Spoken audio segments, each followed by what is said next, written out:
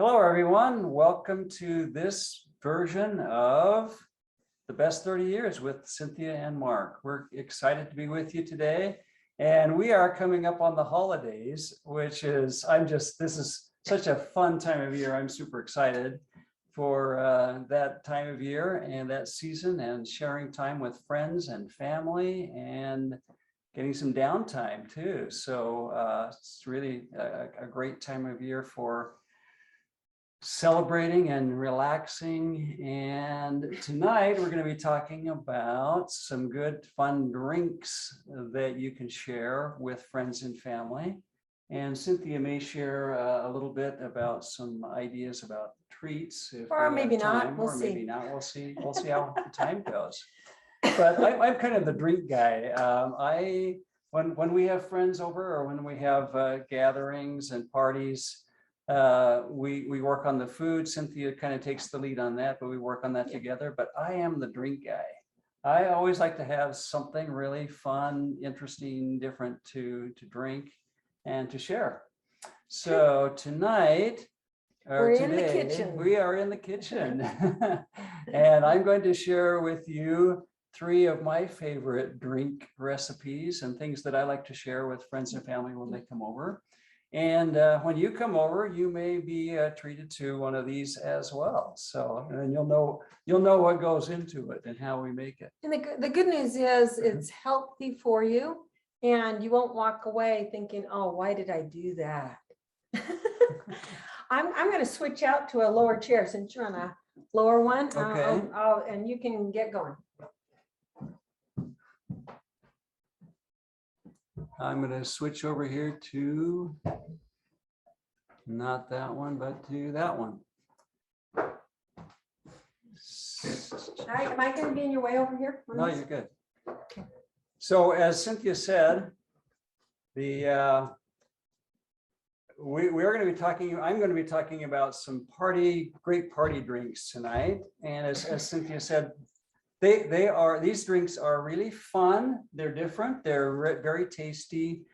They are non-alcoholic. We do not serve alcohol in our family or at our parties, but these drinks are so fun and different that you don't really need that. In my opinion, you can kick it up with some really fun, tasty drinks that everybody will really enjoy, and they are actually good for you. You're not going to be contributing to inflammation and a lot of other things that you might be worried about. So with that, let's go to the first one here. And also, these are all pretty simple. I mean, they taste wonderful, but they're really quite simple to make. So the first one is Italian ice. And I discovered this a few years back. And normally when you go to a party or whatever to enjoy an Italian ice, they bring out all the big bottles of syrup, right? And they taste really wonderful, but they are so loaded with sugar and a lot of times high fructose corn syrup and other things that I don't really want to put into my body. And so I started looking around for an alternative for what I could do to still have a great tasting drink, but not feel like, well, I can only drink this once a year or whatever, right? So here's the deal with Italian ice, my Italian ice, and I'm going to go back to the big screen here so you can see better, but it's really simple. Start with half a cup of crushed ice. Then you put in your favorite brand of milk, whatever your type of milk is. We use coconut milk. Mark likes coconut milk. I like coconut milk. I actually like almond and what's the other one? And rice stream. I actually like those two the best. I'm kind of a rice milk, but so Mark loves the coconut milk. I like the coconut milk that really tastes like coconut milk. I think that's pretty good. Then put in some sparkling water, and in this case, since it's Italian ice, we have Pellegrino. And so you Put in a little Pellegrino on top of that to give it some fizz. And then you add your favorite flavor of essential oil. And my favorite for this is fennel. I just love that kind of licorice Licorice, so you like a flavor. licorice Yeah, drink. like a licorice flavor. So I'll put in, oh, looks like I grabbed an empty bottle of fennel. There, oh, got a couple of drops of fennel out of that. Put in a little fennel flavor, and then I like to put a little sweetener. My go-to sweetener is stevia. And so I'll put in a packet of stevia. You can use whatever your Probably about a preferred- half a teaspoon in a Yeah, packet. probably about a half a teaspoon. Whatever your preferred sweetener is, if you like prefer monk fruit or turbinado or whatever it is that you prefer. And that's it. Then you stir it up. Thank you. You can stir it with your straw if you want to have Stir it a with the straw. or you can or really Twizzler stick, you know. make this look exotic if you want to put different decorations on it, and you're good to go. So the nice thing is you have a lot of options with all the different oils. So if you want something citrusy, green mandarin, or even. Do you like green mandarin? I like green mandarin. Really? I really do. I like It's green very mandarin. woodsy, kind of deep to Yeah. me. Is it? Yeah. And I prefer that because I'm an arbor vitae guy, right? Oh, sure. So you have your citrus. You can do lime or lemon.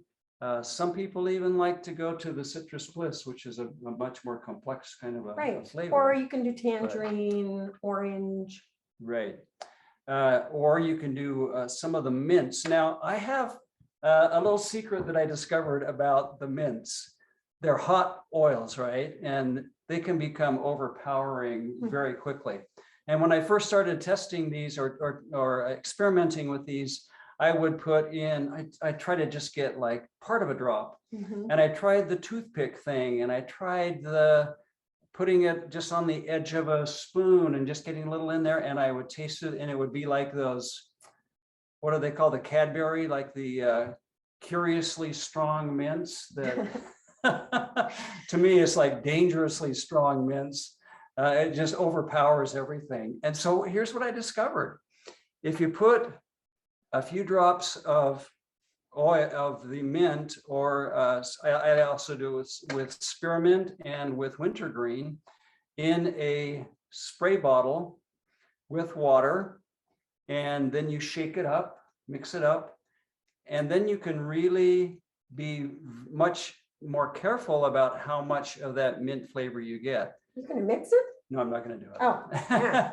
but Woo! if you do usually somewhere between 6 and 8 sprays of that mixture, and then mix it in, that will be just perfect.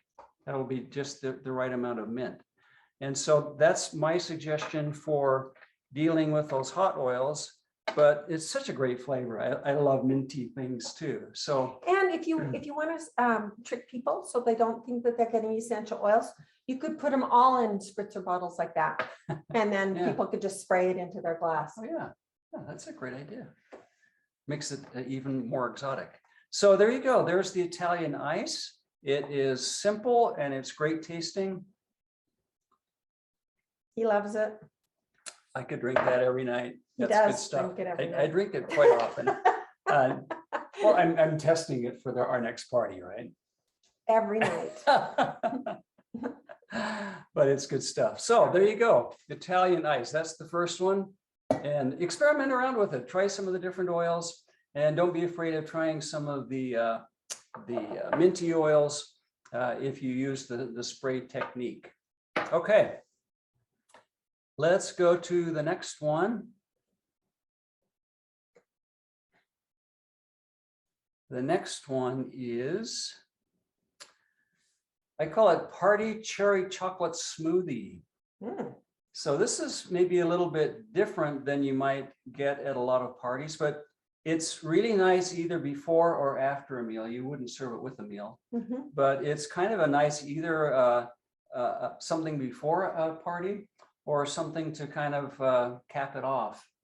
And I love smoothies. I love the creamy texture and the flavors. And so this is one of my favorites. And I'm going to grab Sneaking into the pantry. So you can into the figure it out. pantry here. My Vitamix mixer thinger, whatever we call that. Go back to full screen. This is a really, again, these are simple recipes. So I start with cherries, frozen cherries, and put in about a half a cup of frozen cherries. I put in a scoop of the doTERRA chocolate protein powder. I am a dark chocolate lover. I love a little bit stronger flavor of chocolate. And so I will add half a teaspoon of cacao powder. And I will also then sweeten it with a half a teaspoon, quarter teaspoon to offset the cacao? Offset the cacao, right. The cow. Cacao. Again, your favorite brand of, your preferred brand of milk, whether it be almond or, whatever the ones we talked about before. And the sprays of peppermint. And this is where you get the chocolate mint flavor. So you have the cherries. Cherry chocolate mint is such a great combination. Yeah, we always think of putting vanilla in something like that, but but it's mint, that'd be cool. Mint is really a great addition to it. You put that all together with half a cup to a cup of ice, and then put it in the blender and blend it up until it's nice and smooth and creamy. And I like to make it a little bit on the thick side so that it's actually spoonable. Yeah, it's a real shake. Yeah, it really is. Just a kind of a drink, side drink or something. And then put it in a small cup for your guests, and then they can spoon it out or use a straw as it melts. You could put like toppings on it. If you had it in a bowl, that'd be kind of fun. Yeah. Like the acai bowls. You could do the same thing with that. Absolutely. It's a great idea. That's very cool. So that's the cherry chocolate, party shake smoothie. And again, the secret is getting the right amount of mint in there, because that's what really kicks the flavor up. So how do you do it? Do you just keep tasting it to see if it's good? Like, it seems like it would kind of take over your mouth if you did it too. Yeah, well, I've experimented enough so that I know that with my mixture of oil to water. Okay, so this is a half of a bottle in this bottle size of water with how many? With about 3 to 4 drops. So 3 to 4 drops is all in there. Of peppermint. And then with that mixture, about 7 sprays is about right for the right amount of mint. I can smell it on my hands. So there you go. The second fun party drink, cherry chocolate smoothie.